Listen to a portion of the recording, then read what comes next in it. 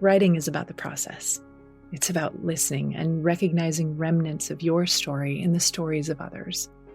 When we share our stories with each other, we share the resonance of the human experience. The By Firelight podcast is your invitation to join our circle, a circle of writers, poets, seekers, and storytellers as we capture our living in words. This multifaceted living with joy, grief, love, growth, and loss is shared among us in your legacy, your story. The things you choose to do with your days as they unfold matter here. I'm your host, Betsy Delzer. I'm many things, but in this gathering, I'm a painter, poet, and writer, and I'm honored to be your guide through these episodes. Together, we'll find our muses in the rich and heart-expanding conversations with incredible guests, many who are like minds and all outrageously inspiring hearts. When you press play, you're here in the circle to share this space with us. By Firelight. Stephanie Greene is the author of In the Direction of You, a book of poetry. She left evangelicalism, her marriage, and an ill-fitting religious community the year she turned 35, and everything since has been a vast landscape of healing, shedding, rebirthing, and softening back into being. With over 20 years of experience teaching yoga and training yoga teachers, Stephanie weaves somatic wisdom into everything she offers. She's the creator of the Midline School and the founder of the Wild Soul community. Inside Wild Soul, the community has cultivated a rich and growing library of classes on mythology, decolonization, spiritual deconstruction, writing, and inner territory journeys, as well as live gatherings each month for connection, ritual, and remembering. Well, Stephanie Greene, thank you so much for being here today. Thank you for having me. I'm so excited. It's wonderful to meet you. And I've been following you for a while on Instagram, so it's just awesome to have this opportunity to connect in real life and share this conversation. As a form of introducing you to our listeners, I'm curious what your younger or older self would want to tell us today. Actually, I've been thinking about something kind of along these lines and just like, I don't know, maybe I wouldn't have attached it to that exact phrasing, but I can right now. And I think it's interesting too. I think that as I've gotten older, the thing that has become the most like, I have a friend who says the only permanent thing is impermanence.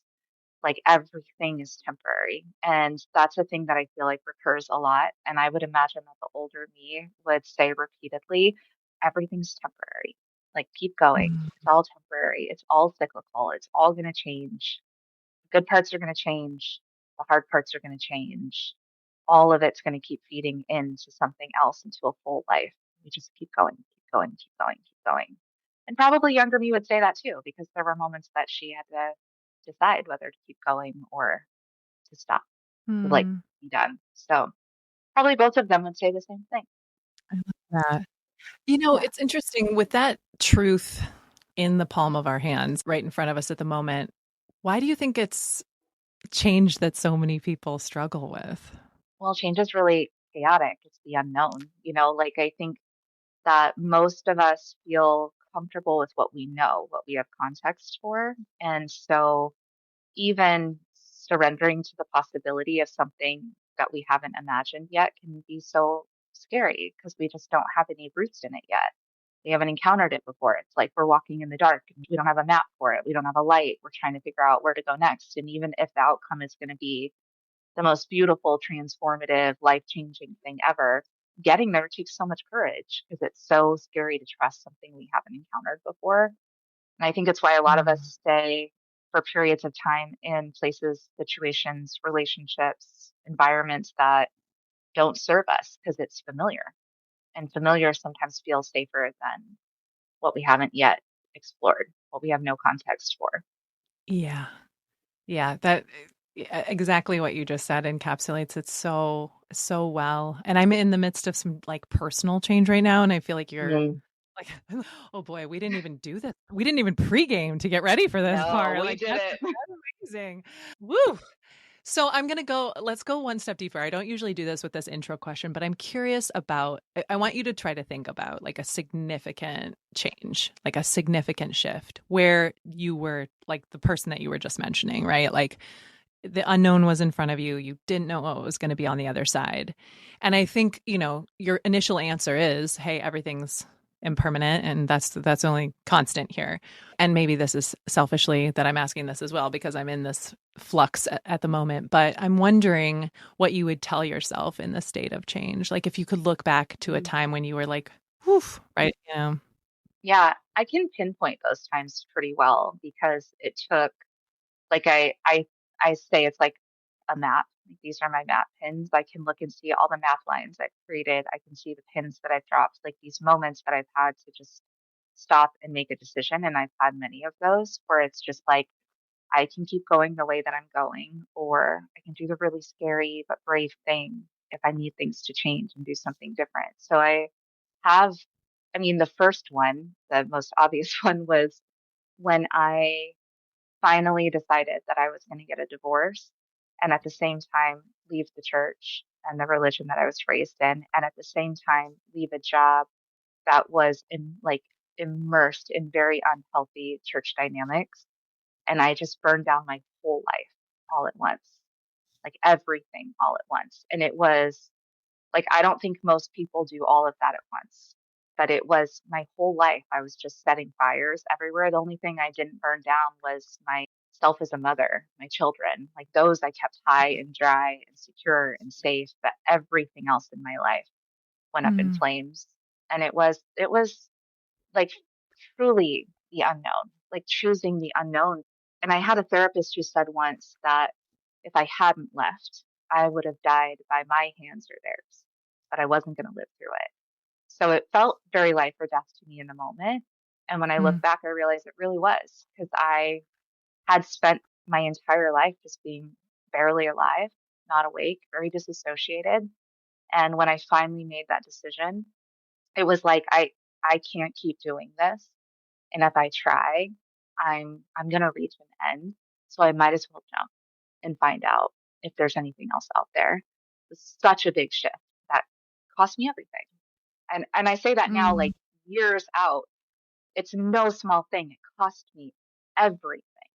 Everything. My family relationships, my marriage, my in-laws, my children's stability, my income, my community, like all of it just like burnt down in one bridge. Wow. Well, I want to commend your bravery and also hold the spaces that were really difficult through that because I imagine that there were moments that even though you had the assurance that you were moving in a direction to save your own life and potentially those around you, I know that the reckoning itself is just really tender. So I want to say that. Do you feel now? So you mentioned several years ago. Can you imagine having stayed with that version of yourself? Stayed in that life, no, but I've kept that version of me with me. Like that I there's no part of me that I've cut off or abandoned or exiled. If anything, I've done so much work to bring them back home to me, all those parts, those versions of me that had to survive all kinds of things. I I could not have stayed in that life. I had outgrown it like long before I left it. There was this like element, this the only thing that kept me moving forward in the dark, like bit by bit, was that the undercurrent of that decision and that action was peace. Not that I felt at ease or at peace in life. Everything was just imploding everywhere. But what was under it was peace. And I was in pursuit of peace. And so Mm. everything that I did, like I remember many, many, many moments where I would like stop and say, is this going to give me peace? Is this going to produce peace? Then I go in that direction. And even in the divorce, making decisions that even my attorney was like, this is not going to benefit you long term. And I would say, but it'll give us peace. And I want Mm. peace. That's the thing I'm after. I'm not after winning. I'm not after coming out on top. I want peace. I want peace in my life. I have never had peace in my life. It's peace that's driving me, that's pulling me. It's why I left the church. It's why I left that marriage. It's why I left all of those like community structures and scaffolding. None of that produced any sort of peace. And I just couldn't maintain a life without it anymore. So now I could like never go back to that life. That life is gone, but that version of me stays with me. Like I have her. she has me. I work with her still. I admire and respect and have compassion for the things that I had to do to survive at any point. Hmm. Yeah. Wow. Okay. So you hit on a couple of things that we have in common that we didn't know we had in common. Okay. Yeah. Yeah. I too have had similar journeys of jumping into the unknown, both in divorce and leaving a church. I ended up really beginning sort of dismantling my faith, though, just as soon as I turned 18 and went to college. That's Mm, kind of when the journey of like real deconstruction happened for me. yeah. And I feel like that is just absolutely nonlinear and totally messy. And there my younger sister and I often will like video message or talk on the phone because she's across the country, and like just share things like even around we just recently passed Halloween, and we were talking about memories as children of like being scared of things, and like how Yeah. fear was a driver in our family unit, Hmm. and how we're recovering and remembering sort Yeah. of Yeah. that fear doesn't have to be as forward as it was when we were little, right? Right. And Yeah. like fear as a means of control, like Mhm. to make you feel small and afraid, to tell you that the unknown is the big monster. Like, what if the unknown is actually like your fullest self? What if that's where you like leap and you're like, oh, I didn't know I could grow wings just like that. Who knew, Yeah. right? Like, what we don't know until we've touched the thing. But like, high control religion does use fear and shame as a weapon, as a tool, as a means to keep us quiet and obedient and small and not asking bigger questions. And if they can keep us afraid, then we're too run down to know what a full life would even feel like or to imagine it. Yeah. Gosh, wow, yeah. And I think it really, right, like it really imprints into like our cardiovascular system, right? Like Right, it right, starts right. to pump through the heart in yeah. Yeah. Your nervous system is always activated. It's Mhm. always, you're always in fight or flight. You get so tired. And I was saying to one of my friends today, like, it's always so apparent to me as a single mom trying to like live in this system that's not built for us that like, what could we do if we weren't so tired? Like, Mm, what could we create? What could we imagine? What could we come together and topple if we weren't so tired? And it just seems like fear keeps you exhausted. It keeps you hyper vigilant in a way that you're not actually perceiving real threats. Everything's a threat. What could we do if we weren't so tired and afraid? Everything. The answer is everything. Anything. mhm. Mhm. Yeah, yeah. Yeah, the limitations we put on ourselves, right, through this Yeah. and some of the experiences, like the lenses of shame or the lenses of consequence or all those Right. things. Wow. Okay. So we just went like the listeners like, wow, we just went there, I mean, but let's just unpack a little bit about like you're on the West Coast and you have a lot that you are doing even though you're tired, Oh, right? yeah. Yeah. Yes. Yes. So is your main focus right now out in the world is it the main focus writing, or is it your yoga world, or is it a combination of both? Like, can you tell us a little bit about that? Yeah, it's all of it. I would say. I think that the undercurrent is like the deeper work is that inner territory work, which is like we call the inner territory the landscape of the soul. And there's just so much around that work itself. But I like the yoga leans into it, writing leans into it, the writing classes lean into it. The trainings that I do lean into it. Everything's kind of centered around this. Everything in my life is very circular. It's not like prioritized on a ladder like this over this. It's just everything's moving in the direction of this central space, which is that self reclamation. It's that Mhm. agency. It's the reclamation of what we were taught to be afraid of or to distrust or to minimize in ourselves because it might be too large, too much in the world. And it certainly is for this world. But all of it just centers around that. Like it always comes back to that central piece right there in the center. It's just there's Mm. different ways that I'm doing it, I think, in different parts of my life. It sounds really deeply aligned. Is that how it feels? Yeah. Yeah. I was saying inside of Wild Soul, the online community I have, we just did a community tarot card pull on Samhain Eve. And I was saying, I feel like I'm no stranger to descent, like to spiritual descent. I have maps for that in myself. Like I know the underworld of my life. But this place that I'm currently in right now feels so different because I I'm in such a tension of opposites. I could not possibly be more aligned. Mm. There's no signal in my body and my mind and my spirit that's like, oh, maybe you should adjust. I am like narrowed in, pinpointed in, and everything around me and in me feels very compressed right now. It feels like being in a birth canal. Like I am the birth canal. I am the thing being birthed. I am the contractions. I am the thing being compressed. And it's new. It's new for me. Mm. It's a little bit different than other experiences I've had where I'm descending and shape shifting and changing and shedding and growing. This feels different because of that piece. Like I'm so aligned. I'm so locked in. There's nothing that needs to change. I just need to keep going. I just need Mm. to keep going. And it is compressed. It's very compressed. And I was like, I don't have a map for this one. I've not been here before. I don't know what to do with this very precise, like the opposites, that tension that isn't going Mhm. away. That's just like steady. But it feels like, when you give birth and you hit that transition stage, which is when you're like, I can't do this anymore. I can't do it. How do we undo this? Can I go back in time? Like, what do I need to do to undo this whole thing? But the thing about transition is that the moment you start thinking, I can't do this, is the moment you're about to start really doing it.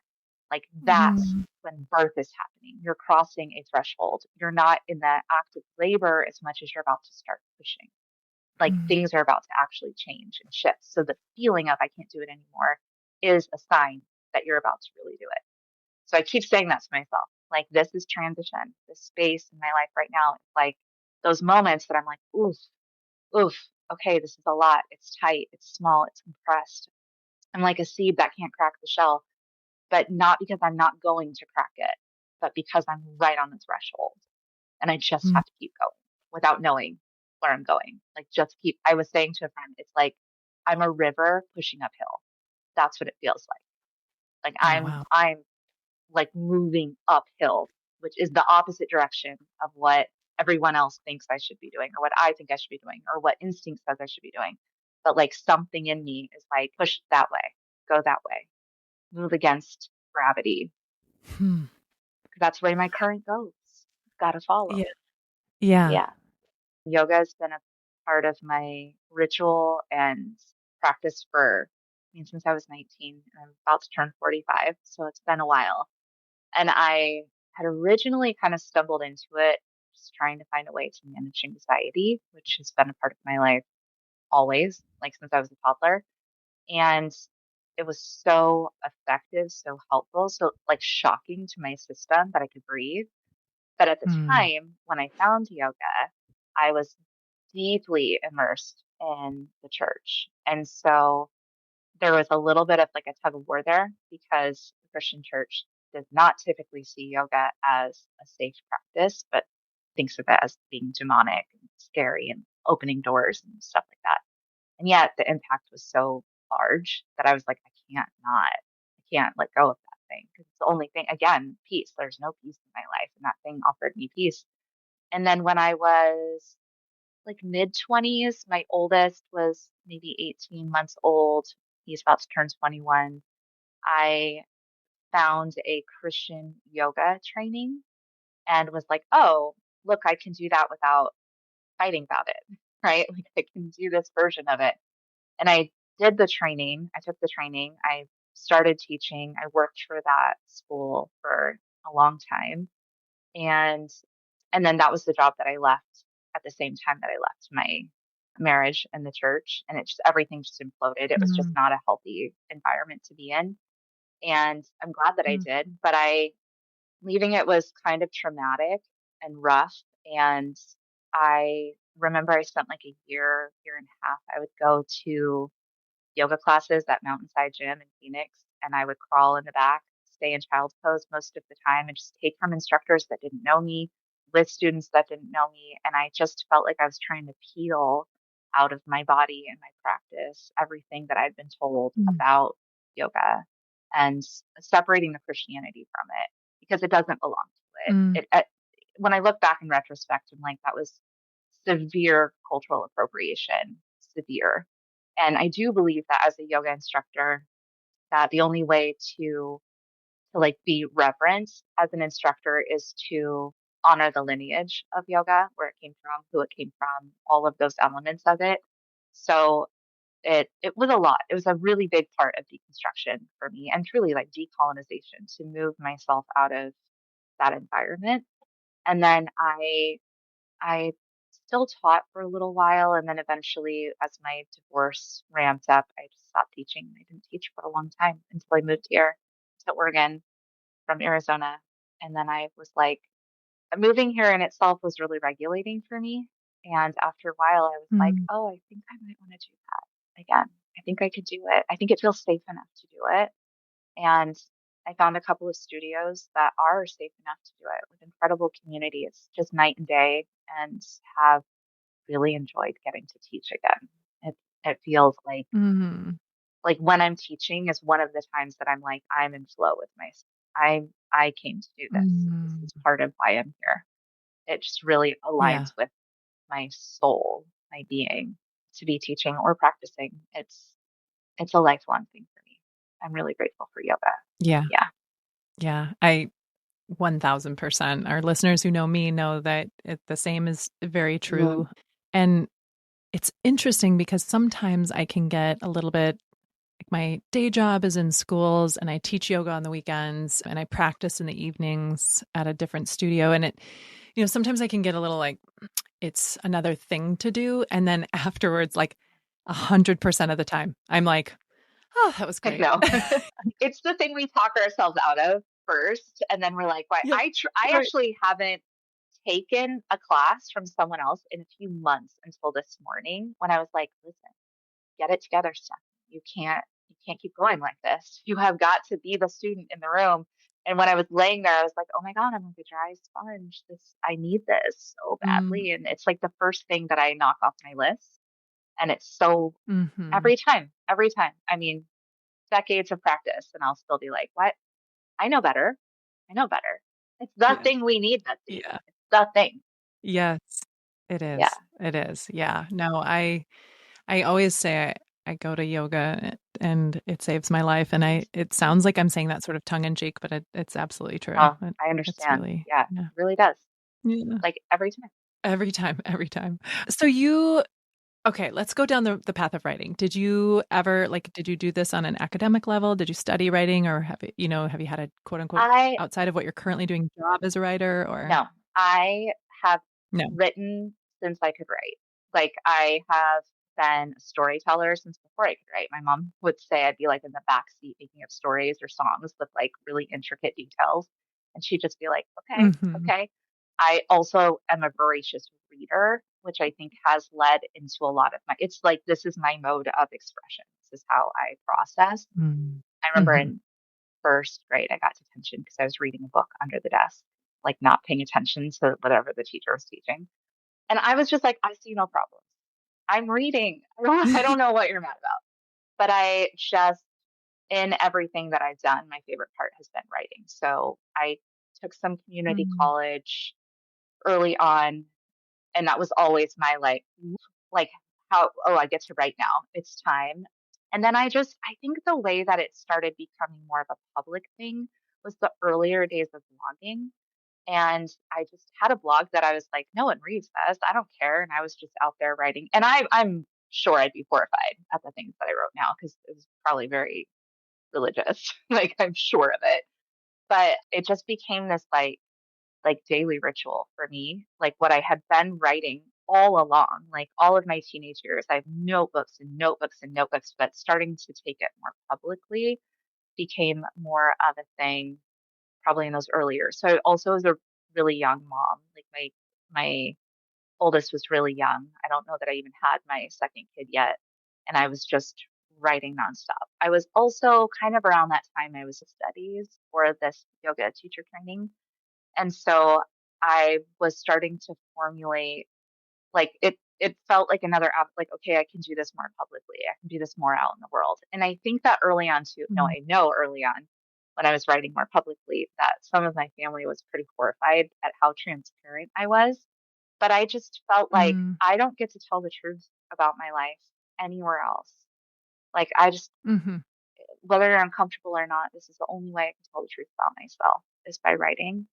And it just kind of evolved like over time, just evolved. Like not that I have like no education with writing, but I didn't like go get a degree in writing. I didn't actually have options like that when I was younger. I got married very young. And the year that I went to community college, that I was really trying to forge that path for myself, my parents were kind of confused by me going to college and not supportive, not helpful, just kind of like, oh, that'll pass. And over time, it just did. Like I couldn't sustain it anymore. I couldn't pay for it. I couldn't figure out how to work it into my life. It just became this thing where I was, again, pushing something uphill. And then at that point, being young, I was like, I can't keep trying to Mm. make a thing happen when it's not happening. Now, in retrospect, my mom had given up a full ride scholarship to marry my dad. She was Mm. told she had to choose one or the other. And she never stopped grieving that. And so there is this part of me that's like, Mhm. why didn't she see me starting to do the same thing and not fight for me? Like, why did she contribute to me falling back in that way? Just, yeah. So, yeah, I just have always written, might have done something differently with it if given more options, but I'm not mad about the path that it took. Even the writing classes that I teach are not technical writing because I don't care about technicality whatsoever. They're just meant to tap into that like soul response, like what's happening inside of you. Writing is our oldest spell. It's our oldest magic. It's like the oldest thing that we have was to create something in this way with words, to weave stories, to hand them to people in whatever way that we did, like orally or writing them down. The classes that I teach have so much more to do with like, where's that pocket in you? Tap into it. Like Mhm. pull from that thread that is you. And it doesn't have to look like anything. It just has to be real, which is often a thing I think we all bypass sometimes when we're writing because we're like, well, that didn't flow right, or that didn't sound like so and so, or that who cares? Who cares? And one of the rules is Yeah. in my Yeah. writing classes is even if you don't call yourself a writer, you have to today. You have to because you're here to write. So you're a writer. That's a Yeah. non-negotiable. And I don't Yeah. give many rules. Okay. Like there's not rules with me. I'm pretty much like, follow you. What do you think you need? But in that circumstance, it's always like you don't have an option. You have to call yourself a writer for the entirety of this class. That's why you're here. Because a writer is not about what Mm. you can technically do. The best writers are not the most skillful ones. They're the ones that write in a way that makes you feel something. So you just have to write Mm. honestly. You have to tap into that part of Yeah. you. Yeah. Yeah. Gosh, that is so it's so true. I'm curious what you think about like why do so many people struggle with calling themselves a writer? Because this has happened time and again hmm with people I've had on this podcast where they're like, I write, I'm not a writer. You know, it's like an identity Yeah. that they're afraid to put on. I actually think it's a colonial construct. I think that it has a lot Mm. more to do with the colonial way that we elevate Western academia as if it's the be all end all. And it's such a bypassing of intuition, of a lot of indigenous wisdom. I think it's all kind of tied up in that. And so most people think if I don't write like this person, or if I don't know where to put a comma, or if I don't know how to create this structure, then I could not be a writer, even if they write regularly. But they feel like they have to be published, they have to have a degree, they have to have attained some level of skill that looks like someone else. And all of that is just, it's all ties back. I mean, I think everything ties back to colonialism, to white supremacy, to patriarchy. Like all of those things are all tangled up in one beast. And they're all meant to Mm. make us feel powerless and alone. But writing makes us feel powerful and tethered to each other.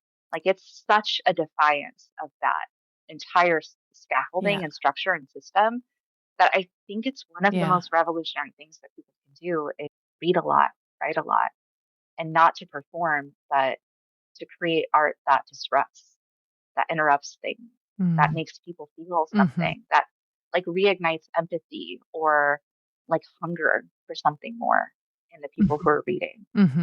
Yeah. Yeah. Yeah. I agree. Let's take this moment to segue from your old blog. Again, this is such a common thread with like former guests that we had something out there in the world that existed in the old blogosphere, but to Substack. Oh my God. I love Substack. I love Substack because it's like a return to blogging, but just a little differently because it operates like an email newsletter. So you have that element to it. But I think that there was like social media is changing all the time. What people want is changing all the time. For a very long time, it was just like, what can I click and access and read through in a paragraph and then I'm done. So Instagram captions were such a big deal because how can I make this as concise as possible? I love that the current has turned back to longer form writing. I love that it has more to do. I think there was like a shift that happened during those like really intense COVID years where we all kind of collectively said we are really uninterested in anything that's inauthentic, like easy to access loses its meaning when we're all stuck inside. Like we want to sit with something a little bit more. There was a shift in social media, like, those heavily curated Instagram grids went away. People didn't care what celebrities were doing on their yachts. It was like, hello, we're all stuck at home. We're suffering. We're struggling. We're alone. Like, you know, people are dying. It was such a cultural shift as well as many other things. But I think that it kind of lent to the rise, like a doorway opening for something like Substack to really come on the scene because it's almost like we all just got tired of being numbed, of being fed snacks. And we were like, Yeah. we would actually like a meal. We'd like a home cooked meal. Who's going to offer that up? And so many people have. I love reading on Substack. I love writing on Substack. I think it's such an incredible platform. And so many people get to really express themselves again, maybe not technically, but those are the ones that I follow. I'm not following Mm-hmm. ones that are writing like really technical essays. I follow people that make me feel Mm-hmm. something. Yeah. Yeah. Yeah. And then you've even done like Substack Yeah. lives, right? Like you've used the platform to like all the way to its Yeah. I did that capabilities. once for a couple of friends who launched their poetry books kind of side by side and with the same small independent publisher. So we did a Substack live because that's another thing that's happening for Substack is people are starting to do book tours on there, which I think is very cool, where you can go Mm-hmm. essentially like be hosted on someone else's Substack when your book launches to talk about it or to do a live or have a post or whatever. But they came over and we did a little Substack live for them. It was a lot of fun. And I've offered it and probably will do it. My friends, Corinne Shark and Sarah Carter, just wrote a book called The Skies Are Full of Us. And I was like, you want to, let's do a Substack live because that would be so fun to get to talk about this book Yeah. that I have read in Yeah. all of its variations, like all the different early manuscripts to finally come to this complete, fiery, passionate being. Feels like what a good way Mm. to tie up that era of having just held my hands at the back of this book to bring it live and share it Mm-hmm. with everyone who engages with me on Substack. Yeah. Yeah. Yeah. That's very cool. I feel like I do somewhat of the same thing here on this Yeah. platform, right? Of just like taking people's work and elevating it. So I can get behind that. I wonder, as you were just talking, I was thinking a little bit about our work as yoga teachers and how we're like creating a container for really like, right, on the outside, just Hmm. physical movement, on the inside, breath, and then the mystery of the practice. And there's a part of us that's like emboldening and empowering and ushering, right? The Yeah. yogi. Then I'm also wondering, like, there seems to be a really close connect to then what we're doing for other Hmm. writers. Like, does it, do you Oh, see yeah. that connection? Like, do you feel like you, to some degree, you're holding that container and like Yeah. nudging and ushering them along as Yeah. I well? think that, Yeah. like, one of the things I love about teaching yoga is that I think that it helps us. re-sensationalize the energy body, like the subtle parts of us that we are really conditioned to cut off and to think is separate from us rather than is as active and ingrained and interwoven with this body as like our skin. It's I really love when I see students start to really tap into that, like after practice for a long time to be like, oh, I connected to that piece of energy that something was happening behind my ribs and I was, whatever it is, like the reconnection of that. And I think it's very similar in writing that it kind of re-sensationalizes a part of ourselves that we've been taught to cut off, to tuck away, to Mm. put aside. And really, like, it's as vital to us as our bodies, as our energy bodies, with our mind. It's so important. We need it. Yeah. Yeah. Yeah. So can you tell us a little bit about your Wild Soul membership? Like, is that where the writing happens, or what is that community like? Uh-huh. Yes. So Wild Soul is a community that I started, I think, like 4 years ago, maybe. It was during those COVID years. What I originally started doing was leading some guided meditations and teaching some mythology classes that people would just sign up for one at a time. And then after maybe like 6 months of doing that, realized it would make a lot more sense to put it all under one membership. And so I had this incredible assistant for a long time. She really helped me doula Wild Soul into the world. She helped me just kind of like piece it all together. It was a huge undertaking to create and figure out, like, administrative stuff is not my creative wheelhouse. Like, it's something I like really like, okay, gotta do it, gotta do it. But it was such a gift for a while to have someone else covering that for me so I could focus on actually creating the thing. So now what we do is it's a monthly membership. There's full libraries of all of the past classes and the journeys that we've done in Interterritory, like their guided visualization journeys. So there's huge libraries full of everything. People really do utilize those journeys quite often. Just like, okay, I need to go to this particular place, deal with this particular thing. I'm going to pull from that journey. They'll go back in and do the recording. But we do a live one every month together. And then there is either a writing class or a writing group with prompts, or there's like a mythology class, which is where we're really breaking down mythology and folklore and kind of reclaiming it, seeing how it applies to us, like what its messaging is for us. Because mythology and folklore, the point of them all along has been to preserve something vital for the community. Like, how do we make sure this information, this lesson, this warning, this thing stays alive to preserve and protect the community from here on out? And so we've done a lot of like, we did Medusa, we did Eve, we did Lilith, we did Jezebel. Trying to think, we've kind of covered quite a range of people, just like different myths, different ideas.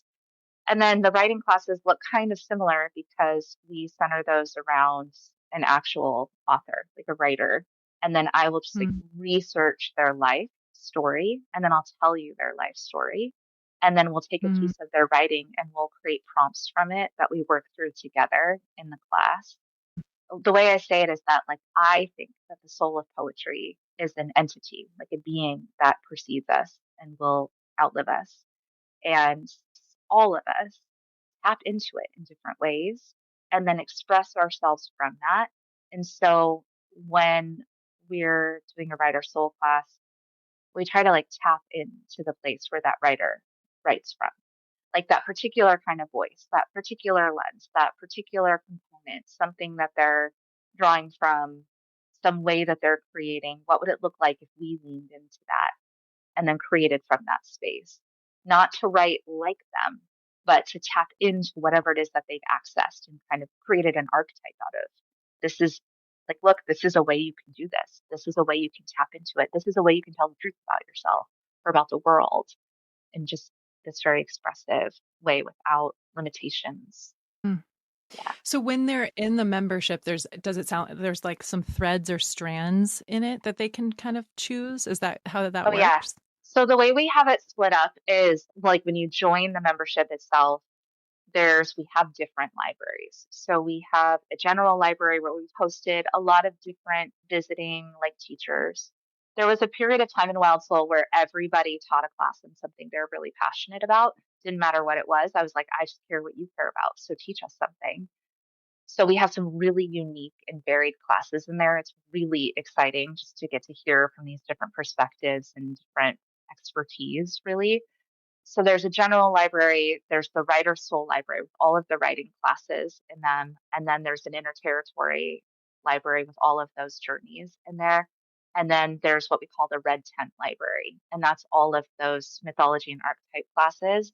They're all just like stacked in there. And there's no particular way that you should move through them. It's just like what calls to you, what pings for you, do that. So it's not created in a course like setup where you have to go from this lesson to this lesson or something like that. It's just whatever it is that you're curious about, whatever intuitively calls to you, follow that path, follow you, go see what you want to pull on a little bit.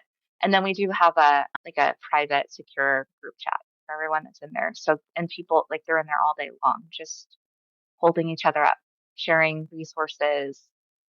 Like sometimes when you just need to go somewhere where people are going to hold this thing with you, like they Mm-hmm. understand you, they get you, you don't have to explain your soul to them. Mm-hmm. It stays pretty active in there and I love that. Wow. Yeah. I have no idea with something that sounds like wild, to reuse the word, wildly innovative, but like, how many people are in this community? Like, do you have? It fluctuates. So I Okay. recently, in the last like year or so, I changed it to what we're calling now an application-based membership because it is pretty intimate and vulnerable. But that doesn't mean like it's just like another little step to like vet new people. Like I've never said no to someone. You know what I mean? I just will like Mhm. look at their answers to the thing and then I'll send them the link to join. But it fluctuates. We've had anywhere between like 30 and 100 at different times. It just changes with the seasons.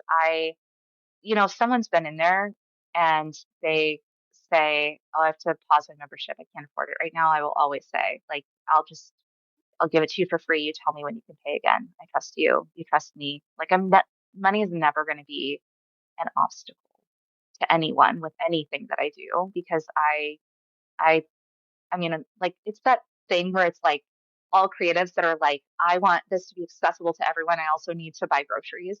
And it's like that thin line, where you're always just like, okay, I have to charge for my work. This is my work in the world, but also you just tell me you need it and I'll give it to you because it's that I have to trust that reciprocity just of the universe too, that staying that open handed and generous will always return. So I say that to say, even though like membership numbers fluctuate, also like who's paying, who's like taking a little pause, paying and still active, those things fluctuate too. So Mhm. it's always hard for me. I don't actually keep track that often of how many people are in there. I'll every now and then be like, oh, I guess I should check those. But it's always That's changing. where that assistant comes in I handy. know I need one so badly. I don't have one anymore, Betsy. Oh, the Uh, struggle is real. well, I'm so curious to hear just a little bit more. I want to just travel down the road of the inner territory guide training. So when you go to your website, it says like new group or new training starting in August. So is this like this has like a timetable to it, or what is the Yeah. inner So we did the territory? first. So I've been leading interterritory journeys for quite some time, and really practicing them myself. Like this is work I've been doing for like decades in myself. And then like kind of just doing this in the classes that I teach in yoga, just like this is just the way I naturally would create meditation or shavasana and these Hmm. little bits and pieces, right? That time that you spend being really reflective with yourself. And some of the people in there have been actually there since the very beginning. So they have years of this interterritory experience and it has just absolutely transformed everyone. It changes everything about how we interact with ourselves and the world. And we've lately been having these conversations about, like the things that we do or encounter inside of ourselves. Then someday we see those things outside of ourselves. Like someone will say, I was hiking in the middle of the Appalachian Mountains and I found the cave that we were in. It's the cave. Like I've already been there. There are so many stories like that where it's just for all of us, just, oh, I've been here before, but in here. And I didn't know it was out here. until now because everything is so interwoven. Like nature out there is not different than nature in here. It's all the same thing. So then eventually I just felt like I know so many people do similar things. I didn't invent this. I do this in my own way, but this is actually a very, very ancient process. It's very closely aligned with like shamanic work. The difference is that, if you hear stories about shamans that will go travel the realm of someone else's soul in order to like bring their soul back or to help them battle this thing, we don't travel other people's souls. We travel our own, like our own realms. So it maintains this like really thick, energetic consent. Like you are the boss of you. You are in charge of you. You are the one. I'm not changing anything. I'm there as a guide. I'm not changing anything for you. I'm going to lead you through there and you might follow me or not. Because the most important thing is not that they're learning to follow me. It's that they're learning to follow themselves. Like this isn't actually something that any of us actually need a guide for. We just don't, we weren't taught how to do it. So it's more of just like we're learning this way to traverse and change and heal and reclaim and reconcile with things that are inside of us that we really have been just like, we've all grown up thinking that realm doesn't exist. It's all imagination. It's all fake. It's not real. And yet, when we're actively invested in that realm, we discover how real it is. So at some point, I thought there is a unique way that I've developed to do this. And anyone that like my hope for this work is not that I grow rich off of it. It's that it spreads wide, that everyone has access to it, that people do it in different ways that I do it to meet the needs of their community, or they have their own specialties, their own ways of doing it. Even in the training itself, I was really clear over and over again, just teaching you how I do it. How you do it is up to you. You have to decide how you're going to do it. And everyone that took the first training has very different ways of doing it, very different specialties in doing it. And it's so powerful. It was one of the coolest experiences of my life to walk that road with these people and then to experience them leading the journey for the first time and to realize, oh, this is more than I thought, even. And I already knew it was big. This is more than I thought. This is incredible. Like all of these different people are going to be able to benefit. Like I'm not for everyone. Wild Soul's not for everyone, but Inner Territory is. And so there's so many different guides that can lead you through it. You just got to find the one that aligns with you and then go with it.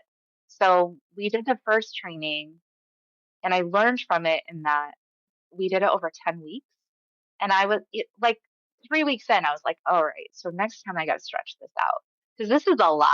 It is a lot of work. It's a lot of content. It's not like thin, measly work. It is really deep, really heavy at times, really thick, really beautiful, really profound work that I think everyone needs time to process a little bit. So then this next training that's coming up, I've split it up now. It's going to go 6 months and it won't be every week, 2 weeks in a row and then a week off is how we're doing it. So they'll have that week off to like integrate, ground, Yeah. process, Yeah. breathe, and then we'll come back Like into steep it. in it. Yeah. Yeah. Yeah. Yeah. Yeah. So it's, Can I Can I yeah. ask a clarifying Yeah. question just from like the logistical part of me is popping up and saying like, so if am I understanding that the inner territory guide training, this is actually a training for others, like to do the inner work themselves, but then to actually guide others as Yes. well. Yes. Like, Got it. So it's almost like a yoga teacher training, but for the inside. yeah. Yeah. It's exactly that. It's exactly that. So Okay. there are Wow. so many people that practice inner territory journeying. There are like 10 other people that I've trained to be the guide, to lead others Oh. through it. And there's a lot involved in that. There's a lot of archetypal work. There's a lot of inner guide work. There's a lot of self reclamation. There's a lot of ancestral stuff. There's a lot of decolonization and deconstruction in there. There's like ethics and social Mm. responsibility and energetic consent and intuition and just like it's it's such a vast container that Hmm. I think that I probably could and maybe someday will like add to that training and create like more, like if you would take a 200-hour and then a 500-hour yoga training, right? Like someday it might just like increase in that way. But yeah, the Mm. guide training itself is for people to become certified as guides. anyone Wow. though can come take an Yeah. interterritory journey at any time. That's Mm. and Wow, now that from is other so people. cool. I know. I love When it. I went to your website, I didn't realize that that's what that was until this moment. It's Yeah. very cool. Yeah. I will say my previous assistant, who I still love and am like such good friends with, she was like, I don't know that it's that clear. And I was like, ma'am, then what should I clarify? Like, tell me what to do because I, I'm so, again, it's just not my brain doesn't work that way. And so I'm not shocked to hear that you were like, oh, I didn't realize that's what it was. I'll take your feedback, man. Like, how do we clarify that? On one hand, it is so unique. Like, it is just not the language for it is harder to access unless you're in it Yeah. because I Hmm. don't really have much to compare it to other than other like shamanic soul systems. And the one that I try, I make a lot of room for it in the training and in the journeys. Like it's really important in Wild Soul. One of the things that we do there is active decolonization. Like we are all held to this line of where do you come from? Who do you come from? What traditions do you come from? Learn them. Learn them so that you're not tempted to appropriate someone else's. And that could not be more accurate than in spiritual slash wellness spaces, especially like led by white people. I'm vastly aware I'm a white woman who's leading this. And so before even doing the training, just as I've been working this in and through myself for a very, very long time, my like the line I've held myself to is where do I come from? What rituals, what shamanic systems do I come from? Not all of them are accessible to me. So in Mm. creating the training, I operate from the ones that I come from, which are Scandinavian and Celtic, but I leave a lot of room. Like it's your job to discover where you come from. It's your job to learn those traditions and to weave them in through this. But there's the one that I like my baseline is, and I don't call myself a shaman. Other guys don't call themselves shamans. That's not a word we choose to use. But like I I think like knowing what work is ours, like what work is ancestral to us. Where do we come from? And how do we, in this work, also honor the land that we're on? Because the land that we're on isn't the land that we come from. Like this land has its own story. It has its own grievances. It has its own like little woven mycelial stories all woven in there. So how do we honor that? It's such a balancing act. We're all trying to figure that out. It's not, Mm. the goal is not that we do it perfectly and without misstep or mistake. The goal is that we do it with a lot of humility and honesty and the willingness to pivot without ever picking shame up as a weapon for ourselves or others, because that doesn't lead us anywhere. That just like, we're just holding ourselves to the mirror all the time. What does it look like for me as a woman in this wellness space? I'm sure you've experienced the same thing too. I've experienced a lot of harm Mhm. in the wellness world, the Western wellness world, and Mhm. I've participated in some of it. And Mhm.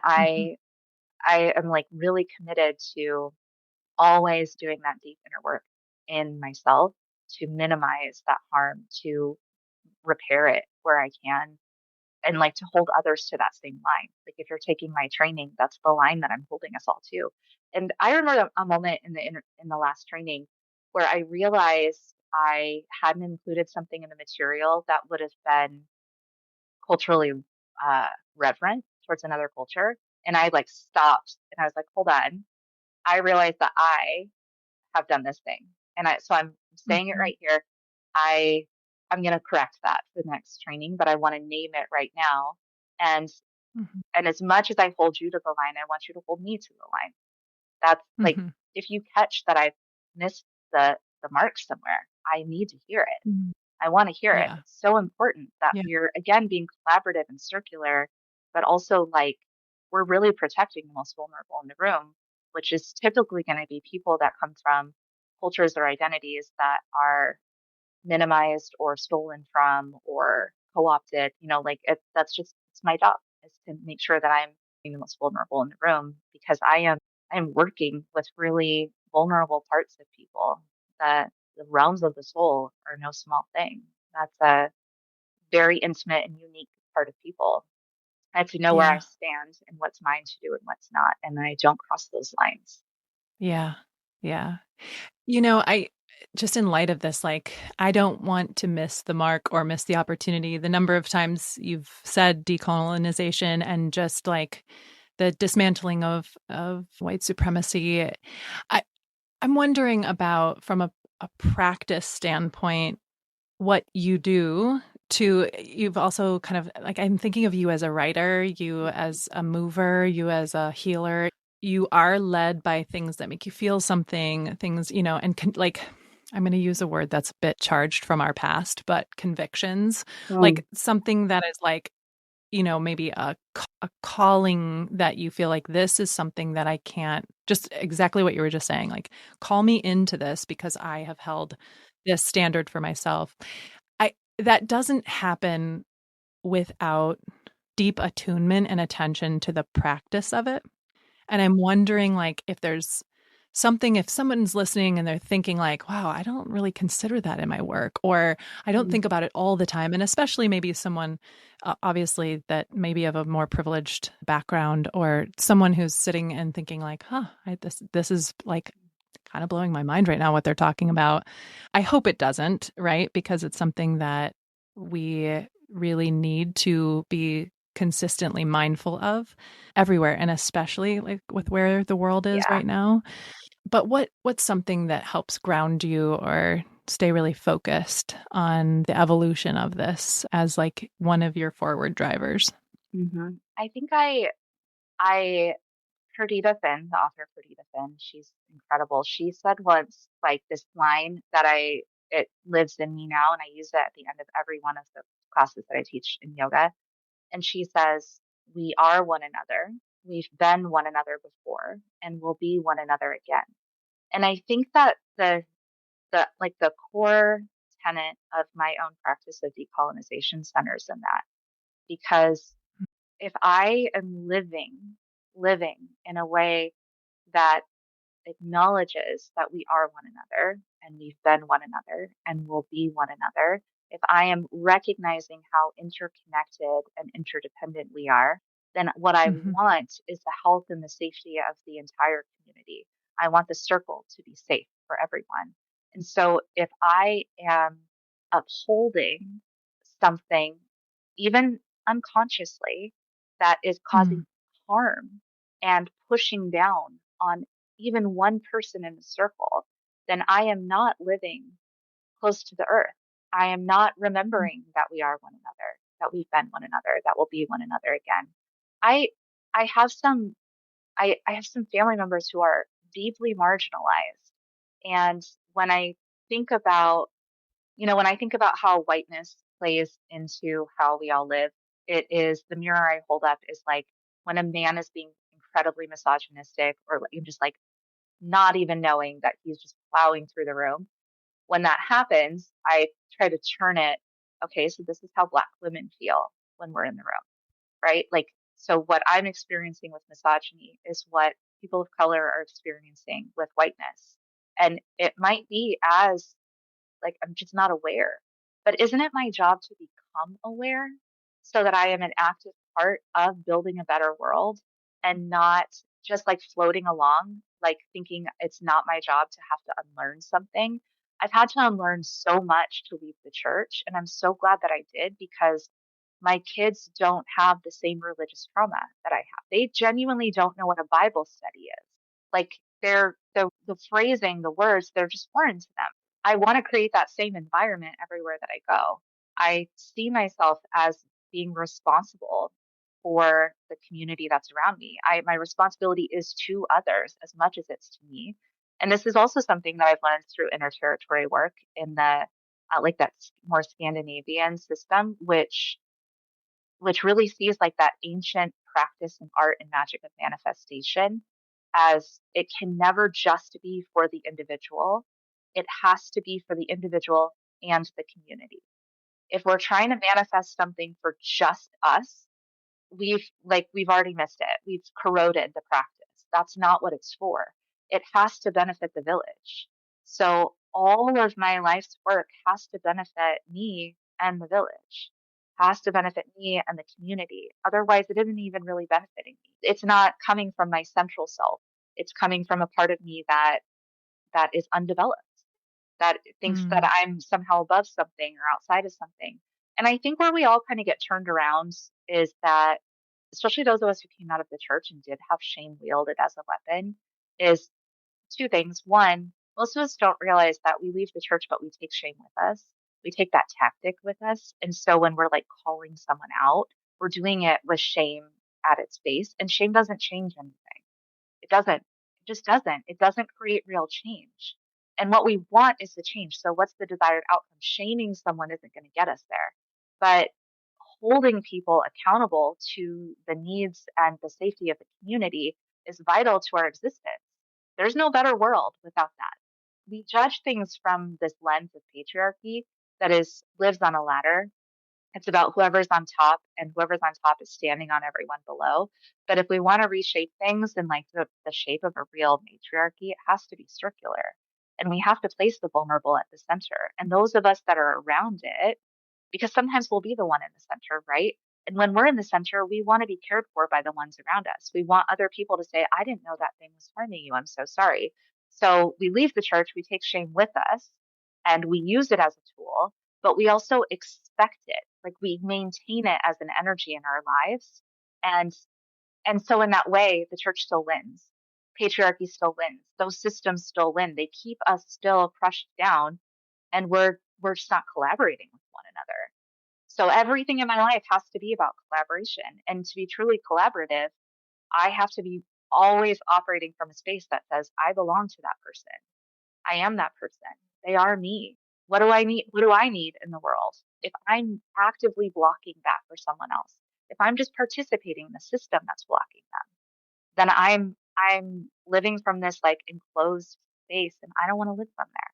I want to live from a place that is soft enough and humble enough and willing enough to pivot and change and shapeshift on behalf of the community, because that's where the gift is. That's where, Mm. like, if we're going to Yeah. manifest something, if we're going to imagine Yeah. something new, it has to be for all of us. I'm always saying that it's all of us or it's none of us. And if we Hmm. can't make it all of us, it's going to be none of us. Yeah. Yeah. When I was hearing you in answering that question, you were really, to me, speaking about empathy in a like a white aware way, if Mm, that makes sense. So yeah, what I mean by that is like, right, like this idea of the misogyny in the room, and then this like the two words I would add are like, I wonder if this is the Black experience, right? Or I right. wonder if, and like those moments where it's, I think there's just bringing wonder. That is not how Yeah, we were raised, no. right? Like Curiosity, wonder. questions, those Yes, were not right. options for us. That's right. And so I Right. think for me, in some of my like just racial awakening and just social justice awakening in general has really been stay stay curious, stay wondering, because that will open the door for you to ask the question and for you to unravel. Like I've had to deal with like I wish many times I've had moments where I'm like, I wish I wasn't in this shell, right? Mhm. And I've had to, Yeah. like, that's part of the work, right? And then making peace with that is also like, all right, linking arms with the wonder of others' Yeah. experiences. Yeah. Yeah. When you came into that like awakening part for you, did because when I did, I came in with that element of shame. Like I was throwing it around because that's what you do. Like when you're calling people out or like whatever, that's what made me realize like those early years, I look back on them and I'm like, oh, honey, like your heart was in the right place, but your methods were shit. Like, what did you think was going to happen? I think that there's this element of for many of us where we come into a thing just like guns blazing, which is also I've learned that an element of whiteness is urgency.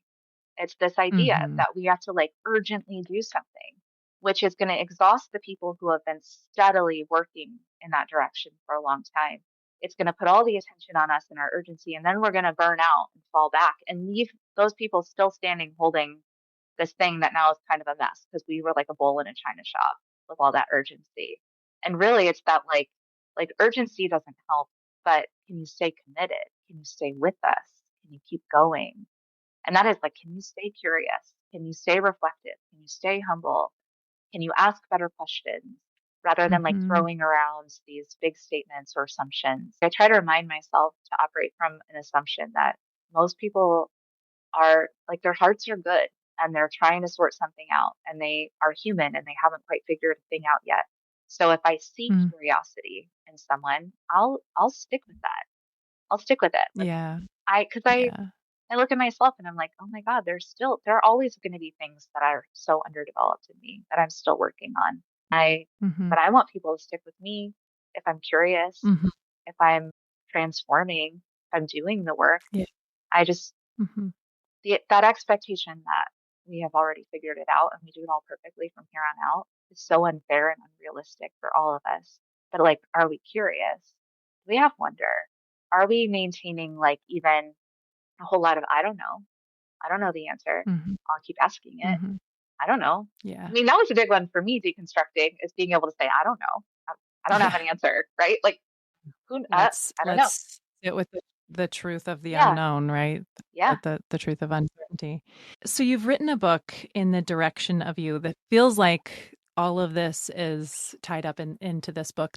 Just tell us a little bit about. I know because you held it up. I know it's a Huge. thick one. It's a big fat book So of poetry. okay, and how did you decide to put it Mm. together or publish? Can you tell us a little bit about that? I was not going to write a book until after my youngest kid was out of high school and she's 14. And I have a friend, Jeanette LeBlanc. She's an incredible writer. And Hmm. she had said, what are you talking about? You've already written it. I don't know what you're saying. You've already written it. And it had not occurred to me before to pull together all the things that I've been writing for years and to choose the ones that I would Mm-hmm. want to put in a book. It had never felt like an option before. So she just like really consistently, like persistently invited me into that process. And when I started doing that, I was surprised because I would say, like, by the time I published this book, which is, I think, true of every author, is like, this is a map from another life. Like, when I published this book, it was not, this is me right now. It was, this is my map. This is where I've been. This is what it's looked like over these years. And so there are a lot of themes of deconstruction and religious trauma and divorce and misogyny and unlearning things like homophobia and transphobia. There's just so much in there that is really just a map line of where I've been. And pulling it together, I just remember saying to myself, this won't be the best book that I write, but it has to be the first one. There's just Mm-hmm. this is the doorway. There is no other option. This is the door that I have to walk through. So split into a couple different sections, but it's just all these little pieces, things I've written over those years. Not all of them, not everything I've written, but the ones that I pulled out and decided belonged in this book. And I'm proud of it because I think again, it's not perfect, but it's so honest. It's so vulnerable. It's so strong. And the reason it's that big, I mean, there are a lot of poems in there, but I made sure I left a lot of margin for people to write their own stories, their own work. My friend Corinne calls it real estate. Like that's the real estate in my book. That's yours. You write in that. That's not for me. And I've gotten pictures from people with like the page just full of what they've written, Mm-hmm. just top to bottom, all around my words. And I love that more than anything to just see this is how you've written your map line into mine. That matters. Yeah. I love that. Yeah. I love that too. The compilation process, just Mhm. to give like 60 seconds of airtime. I mean, was that so you kind of pulled it together and then this is another way that we have things in common. I feel like I'm there. That's where I Ooh. am right now with Okay. my work is I've got it Okay. and now I need to do something with it. And Oh, I'm like a little self-stuck. And I say okay. self because I know I like me holding myself back. So I'm using this moment to ask you like Yeah. how did that what happened next? Okay. I love this. Okay. So this is how it went. I'm going to give you everything I've got. So Jeanette first, she was like, you're going to download Scrivener. Do you use Scrivener? I love that as a way to organize your book because it's like, I can't remember the name of the site. It's something weird. It's not scrivener.com. It's something else, but Scrivener is an incredible tool for writing, creating a book for formatting it even. So she had me pull over everything I've written, and it said like Stephanie's biggest book ever or something. She had titled it, and it was just like, okay, whatever. So I pulled everything that I had into it. Hmm. And then over time, like it was a painstaking process of like, this one belongs, this one doesn't. This one's coming with, this one's not. So I started culling, like leading down. And then I did that a few times, like just would go through it again and again, like give it some time, breathe, come back to it again and again. The thing that I noticed was the most important part of pulling this book together was not the time I spent working on it. It was the time I spent hiking in the desert. It was laying on rocks in the sun. It was the crunch of gravel under my feet. It was the creosote smelling like rain. Like it wasn't the time I spent looking at it or thinking about it. It was the time I spent touching the ground and letting things come to me. Like the format of the book, splitting it into those sections came to me out in the desert, and I knew what they were. It was just like, oh, this section is going to be this one's this.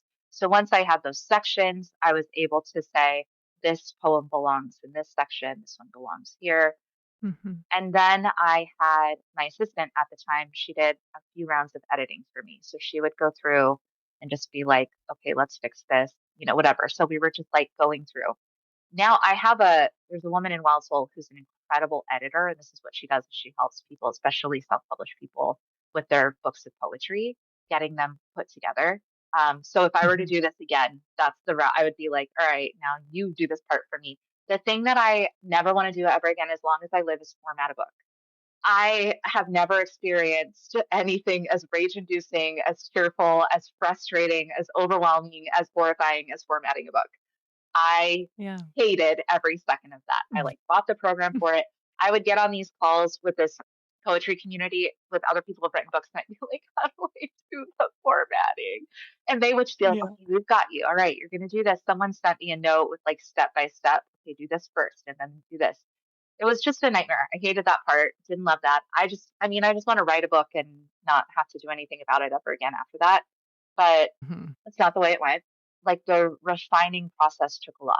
It was just round after round after round. It was feedback from people that I loved and trusted. It was printing out entire manuscripts and adjusting things. It was printing out sample manuscripts, like actually bound as a book. I have so many that are just like earlier versions of the book. And when it just came down to it, I remember I just published one day and like didn't actually tell anyone. And because I wasn't, my friends who have written books, they have book parties and I love those. I love to go and celebrate them, but it's just not who I am. So it's not, Hmm. I don't even think about it. I'm just like, oh, yeah, it's out there. There you go. You can Hmm. buy a book. And I was like in a Plato's closet with my friend Cher, and we're standing across the racks from each other. And I was like, well, yeah, I did hit publish today. And she was like, excuse me? And on a full moon? What do you mean? Because like full moons and I do not get along. And I was like, you're right. I think I broke a pattern or something. Getting to that moment felt so anticlimactic.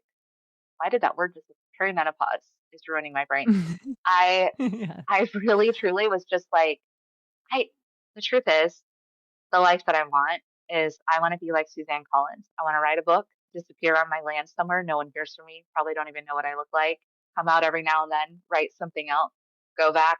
Like I don't have a comfort level or a desire for like attention or fame or like being overly perceived. I just Hmm. the way I would prefer to be a writer, it just doesn't, it hasn't Yeah. happened. And maybe someday it will. But the process of writing it was kind of like gestating a new life and then Yeah. birthing it, Yes. you know, Yeah. just really had a lot of, but I just would say with that too, like you just keep going, Betsy. You just keep going, you keep Yeah. grounding, you keep touching the ground. You let things come to you rather than trying to chase them down because they will. Like that book that you're writing wants to be written. It is an entity that wants to be in the world. She'll tell you what she wants to be.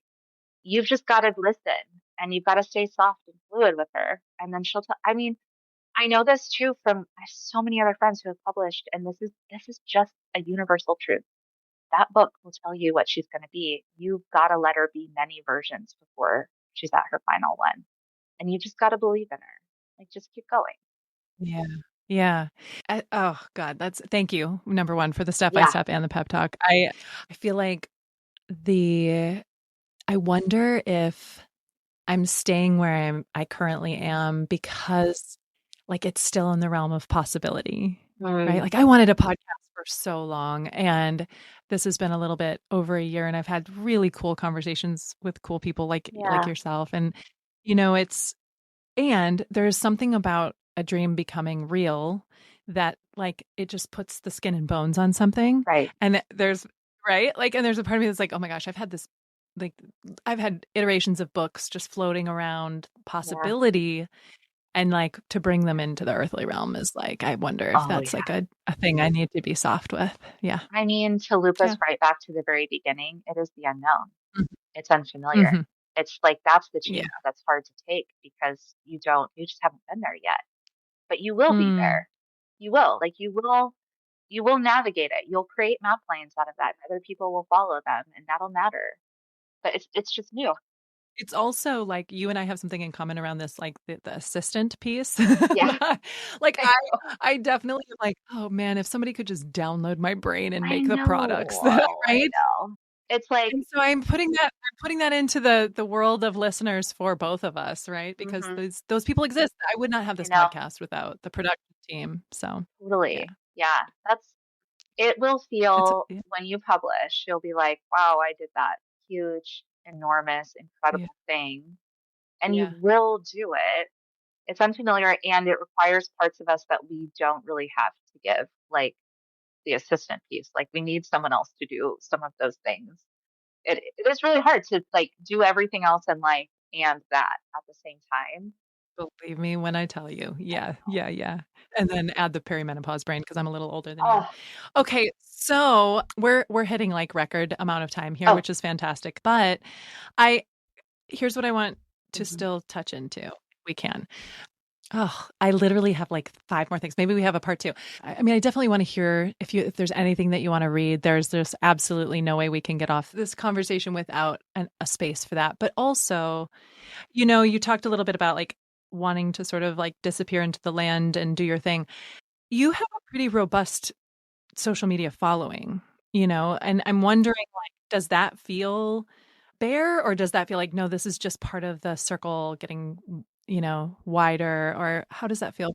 When it started really growing, I was very uncomfortable. Like, I was Mhm. like, I don't like that.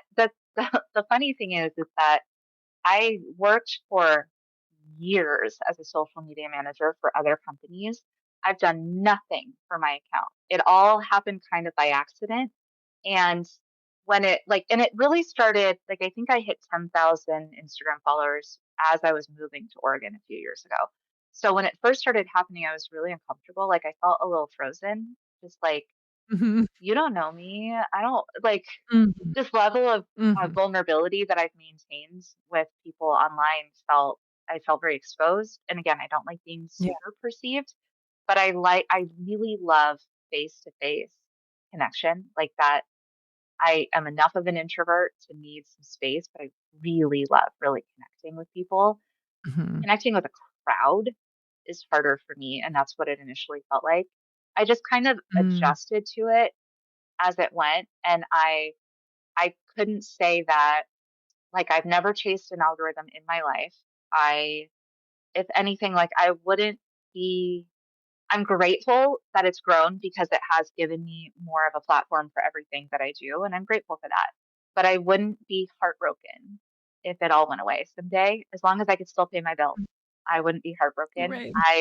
I just Yeah. don't have a which probably sounds so like just dumb to be like, like I don't care, but I don't care. It makes me uncomfortable sometimes, but I Mm. just choose on the days that I do show up online, like I would prefer to be on Substack. Like that's where I would want to put my energy. But when I'm on Instagram, I try to do it with that same feeling in mind, like we belong to each other and the world needs something. And I know I don't try to be like a news source. I'm not. Everyone knows what's going on Mm. in the world, right? Like I don't have to tell anyone. We all know what's going on. But if I can keep hope alive, a little bit, if I can keep creativity alive, like agency alive, a sense of self, a sense of community. I I often think about how, we all feel powerless most of the time because we see these like few men in power as being the most powerful in the room. And we only see that because we forget that we're all in the room. And Mhm. they may be holding a lot of perceived power, but we outnumber that in every way, Mhm. like energetically, physically, spiritually, emotionally, mentally, like community wise, we forget that we're all in the room. And so I think about that sometimes when I'm doing anything on Instagram, just like this is part of reminding everyone that we're all in the room together. And even that feels important. Like it feels like part of what I'm here to do. And I feel grateful. I'm not ungrateful for the universe providing that opportunity. I just get uncomfortable with it. Like it's just like, why? Why? There's too many people in the room. But I also I learned along the way to set up my own boundaries. Like I limit comments to people who actually follow me. And I just don't get a lot of trolls very often. I view any space that I have the same as I would view my own house. And I wouldn't let anyone come into my house and start spewing nasty, mean, demeaning things to anyone. So I don't allow it there either. I have no qualms about deleting or blocking something if it's going to cause harm to someone else. Yeah. Like I wouldn't let you do it in my house, so I'm not going to let you do it here because the space is mine too. So Yeah. yeah. Yeah. That makes so much sense. Have you thought of a poem you'd like to share? I'll do this one. This one is called The Bones of Our Women. And I think this was actually a prompt that we had in Wild Soul at some point. So here lies solar plexus inflammation, passed down with a note stapled to inherited skin. Hide this. You know what I mean. The reason our intuition sputters, winces, turns confused in a circle, gut swelling protectively, a dome of what the fuck, long before we build a cathedral of don't fuck with me. Here lies sexual violence never talked about eye to eye, always indirectly or hushed or held like a rotting secret in a cloudy heart, until one day in therapy, another woman leans forward to hold a gaze and she says, say that again? A cracking, crumbling, crashing dam making ruins in the shape of a house by the Mississippi before the valley is flooded, ruined, a whole river now. Here lies water-stained marriage certificates with the names of men who drink to numb sprawled sharp and dark next to ours. Holes in the bathroom door, poison mixed in the backyard. Drink it, he demands. Kitchen knives held to soft wrists, pills swallowed in handfuls. Vacant eyes staring back from the bathroom mirror. Gun held over the bed, a baby tucked and angled out of the way, twins asleep in the other room while she says out loud to the thumping of the dryer, you made your bed, girl. Now lie in it. Here lies longing for anything else. Scholarships abandoned for marriage, a mirror maze of cycles that might have let us out eventually, but not without broken noses and glass shards nearly gutting us on the last turn. Typewritten pages bound up in black leather, a grimoire whether she knew it then or not. Journals and poetry and essays and letters still lifting with the inhale, still settling with the exhale. Lean closer and watch our words blink. Here lies generational trauma, 6 feet below, wrapped around my great grandmother's bones, the shroud of Turin pressed to our familiar faces. Permanent reminders that we have bled here, given up everything here, turned to face the underworld here.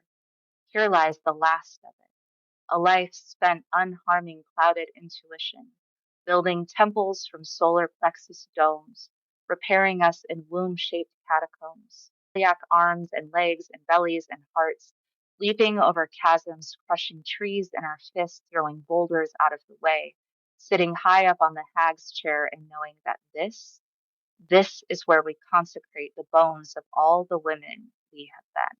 Oh, that was breathtaking, really. Yeah. Some of your lineage showed up in that one, didn't It's it? it's all Yeah. my lineage. It's all the women Yeah. in my lineage. Yeah. It's all the Oh, wow. stories. Like there are family stories. I had dedicated that one to my sister because these are the stories we know. This is it. Like this is, if you put us all together, those are our stories. That's the fabric. Yeah. Hmm. Mm. Yeah. Oh, well, Stephanie, I hope people find you on Instagram and Substack. We'll definitely add those links in the show notes. Your Instagram is very aesthetic, as much as you said you don't pay a lot of attention to how you curate it. It is like, it's like wandering through an art museum is how it makes me Oh, feel when I go I love through. that. Yeah. I love it too. I love that Yeah. it I comes love the out way, that way. yeah. I mean, I'm a Yeah. I'm a really big fan of Pinterest. That's my like regulating. If I like, I don't scroll Instagram and at late at night, I'm scrolling Pinterest, like pinning things. So Mm-hmm. I Mm-hmm. maybe it's the like Libra stellium in me. I think that I love an aesthetic, Yeah. but I don't. I love that it turns out that way. I actually don't think about it that much. I just kind of throw it Mm. together. So that makes me happy to know that. Yeah, it's stunning. And clearly just all of the work that you're doing, you said a couple of times it makes you feel something, and you do. Like even in this conversation, I have felt so much and felt Mm, so connected to you. So thank you for what you're doing in the world and what you're continuing to do. And if it is a river moving against gravity, just carry on. You've mm, got me behind you, pushing you mm. along Yeah, because thank yeah, you. it's beautiful what you're Yeah. doing.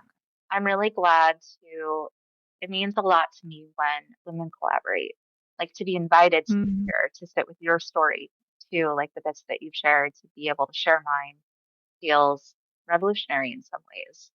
Like important Yeah. that we maintain that safe place for one another, that we do have our hands at each other's backs. I'm grateful. Yeah, those are the hands we reach for when we have to make Yeah. that leap into the unknown, right? Yeah. Yeah. Yeah. Yeah. Awesome. Thank you so much and carry on with the good work. Thank you. You too, babe. By Firelight is a Lit Path Studios production and is produced by Jamie Gale and Betsy Delzer.